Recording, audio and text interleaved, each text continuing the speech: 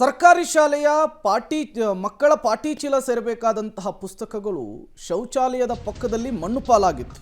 ವಿಜಯಪುರದಲ್ಲಾದಂತಹ ಘಟನೆ ಇದು. ಇದೇ ವಿಚಾರಕ್ಕೆ ಸಂಬಂಧಪಟ್ಟಂತೆ ನಿನ್ನೆ ಪಬ್ಲಿಕ್ ಟಿವಿ ನಿರಂತರವಾಗಿ ವರದಿಯನ್ನು ಪ್ರಸಾರ ಮಾಡಿತ್ತು. ಈಗ ಹೆಡ್ ಮಾಸ್ಟರ್ ವಿಜಯ್ ಕುಮಾರ್ ಅವತಾಡೆ ಅವರನ್ನು ಅಮಾನತು ಮಾಡಲಾಗಿದೆ. ಪಬ್ಲಿಕ್ ಟಿವಿ ವರದಿಯ ಬಿಗ್ ಇಂಪ್ಯಾಕ್ಟ್ ಇದು.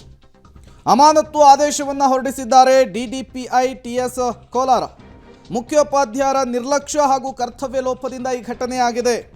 ಪಬ್ಲಿಕ್ ಟಿವಿಯ ವರದಿಯನ್ನು ಆಧರಿಸಿ ಅಮಾನತು ಮಾಡಲಾಗಿದೆ ಅಂತ ಹೇಳಿ ಆದೇಶದಲ್ಲಿ ನಮೂದು ಮಾಡಿದ್ದಾರೆ, ಉಲ್ಲೇಖಿಸಿದ್ದಾರೆ.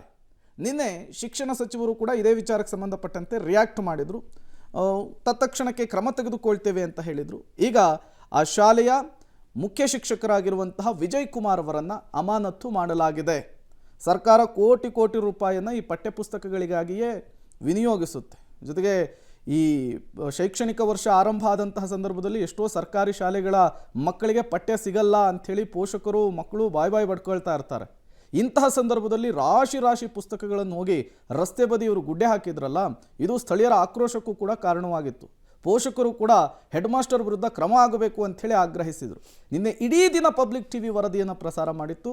ಈಗ ಪಬ್ಲಿಕ್ ಟಿವಿಯ ವರದಿಯ ಬೆನ್ನಲ್ಲೇ ಶಿಕ್ಷಣ ಇಲಾಖೆ ಎಚ್ಚೆತ್ತುಕೊಂಡಿದೆ. ಮುಖ್ಯ ಶಿಕ್ಷಕರನ್ನು ಅಮಾನತು ಮಾಡುವ ಮೂಲಕ ಕ್ರಮವನ್ನು ತೆಗೆದುಕೊಂಡಿರುವಂಥದ್ದು. ಮತ್ತಷ್ಟು ಡೀಟೇಲ್ಸನ್ನು ಕೊಡ್ತಾರೆ ಪುರುಷೋತ್ತಮ್, ದೂರವಾಣಿ ಸಂಪರ್ಕದಲ್ಲಿ ಜಾಯ್ನ್ ಆಗಿದ್ದಾರೆ. ಪುರುಷೋತ್ತಮ್, ಪಬ್ಲಿಕ್ ಟಿವಿ ವರದಿಯ ಬಿಗ್ ಇಂಪ್ಯಾಕ್ಟ್ ಇದು. ಈಗ ಏನಾಗ್ತಾ ಇದೆ ಸದ್ಯಕ್ಕೆ, ಏನು ಹೇಳ್ತಾ ಇದ್ದಾರೆ ಶಾಲೆಯಲ್ಲಿ ಸಿಬ್ಬಂದಿಗಳು ಅಂಥೇಳಿ ವಿಚಾರಕ್ಕೆ? ಪ್ರೇಮ್, ಏನಂತಂದ್ರೆ ಪ್ರಮುಖವಾಗಿ ಏನು ಅಂತಂದ್ರೆ ಪಬ್ಲಿಕ್ ಟಿವಿ ಏನೋ ಒಂದು ಈ ಸುದ್ದಿನ ಬಿತ್ತರಿಸು ನಿನ್ನೆ ಬೆಳಗ್ಗೆ ಸುದ್ದಿ ಬರ್ತಾ ಇದ್ದಂತಾನೆ ಏನು ಅಂತಂದ್ರೆ ಜಿಲ್ಲಾಡಳಿತ ಸಂಪೂರ್ಣವಾಗಿ ಏನೋ ಶಿಕ್ಷಣ ಇಲಾಖೆ ಅಡು ಕೂಡ ಎಚ್ಚೆತ್ತುಕೊಂಡ್ರು ಅಂತ ಹೇಳ್ಬೋದು.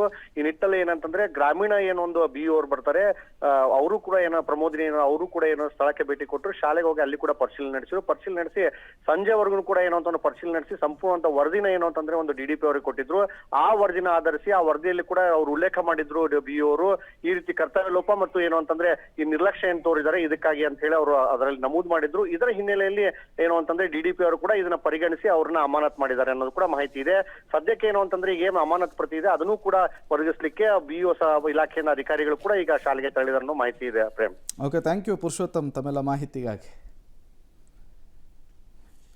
ನಮ್ಮ ಸುದ್ದಿಯ ನಮ್ಮ ಇಂಪ್ಯಾಕ್ಟ್ ಇದು. ನಿನ್ನೆ ಇಡೀ ದಿನ ಪಬ್ಲಿಕ್ ಟಿವಿ ವರದಿಯನ್ನು ಪ್ರಸಾರ ಮಾಡಿತ್ತು. ಈ ಬುಕ್ಗಳನ್ನು ರಸ್ತೆ ಬದಿ ಎಸೆದಿದ್ದಕ್ಕೆ ಪಬ್ಲಿಕ್ ಟಿವಿಯಲ್ಲಿ ವರದಿ ಪ್ರಸಾರವಾಗಿ 12 ಗಂಟೆಯಲ್ಲಿ ಈಗ ಶಿಕ್ಷಣ ಇಲಾಖೆ ಮಹತ್ವದ ಕ್ರಮಕ್ಕೆ ಮುಂದಾಗಿದೆ.